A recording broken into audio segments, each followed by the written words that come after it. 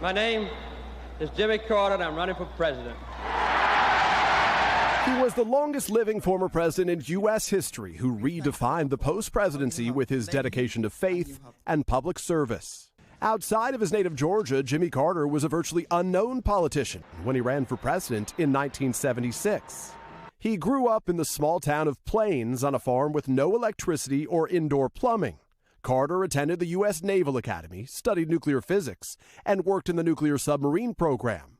But his father's death brought him back home, where he ran the family peanut farm. In 1962, Carter entered the world of politics, serving 2 terms in the Georgia State Senate.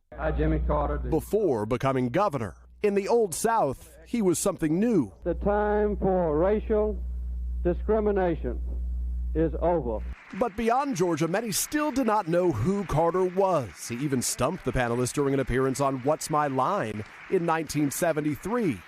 Just a year later, he announced he was running for president, a fresh voice stepping onto the national stage in the wake of Watergate and other scandals. The political outsider and born-again Christian was viewed by many as a welcome change.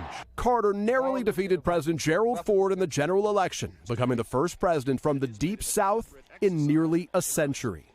From the very start, Jimmy Carter signaled his would be a down-to-earth presidency, walking the entire way from the Capitol to the White House during his inauguration, and swapping a suit for a sweater as he discussed the energy crisis. There's no way that I or anyone else in the government can solve our energy problems if you are not willing to help. Once in the White House, however, Carter's lack of experience in Washington politics became a severe handicap.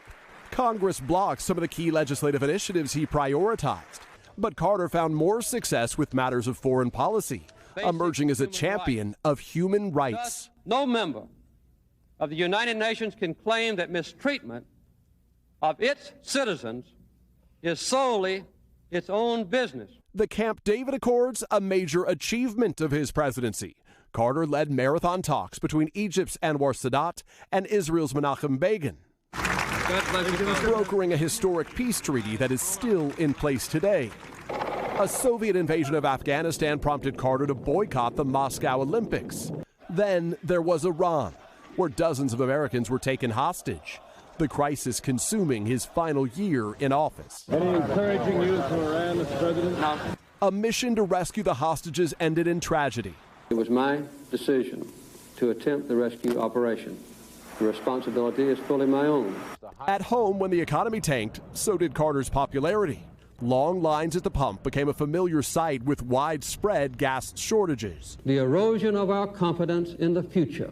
Carter blamed the country's troubles on a crisis of confidence. I'm a candidate. His political weakness brought a challenge from Senator Ted Kennedy for the Democratic nomination in 1980.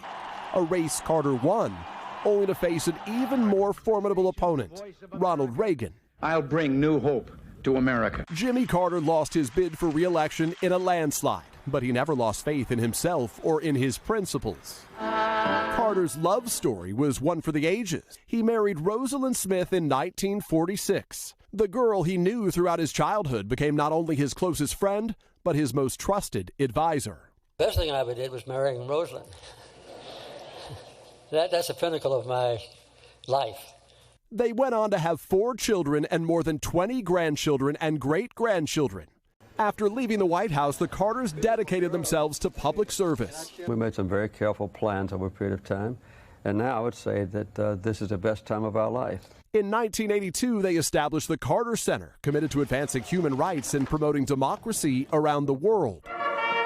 And in 2002, at age 78, Carter became only the 3rd American president to be awarded the Nobel Peace Prize.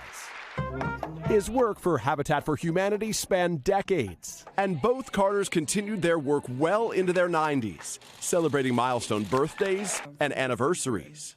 In November 2023, Carter said goodbye to Rosalind, his wife of 77 years, the longest presidential marriage in history. Nearly a year later in October, the former president was seen by the public for what would be the last time, celebrating his 100th birthday, punctuated with a Navy flyby. Carter died Sunday at his home in Georgia, surrounded by family. His son Chip saying, "My father was a hero, not only to me, but to everyone who believes in peace, human rights, and unselfish love." A leader who worked to serve not only his country, but the world. I've had a wonderful life. I've had thousands of friends, and I've had an exciting and adventurous and gratifying existence. Hey, thanks for watching. Don't miss the Today Show every weekday at 11 a.m. Eastern, 8 Pacific on our streaming channel, Today All Day. To watch, head to today.com/allday or click the link right here.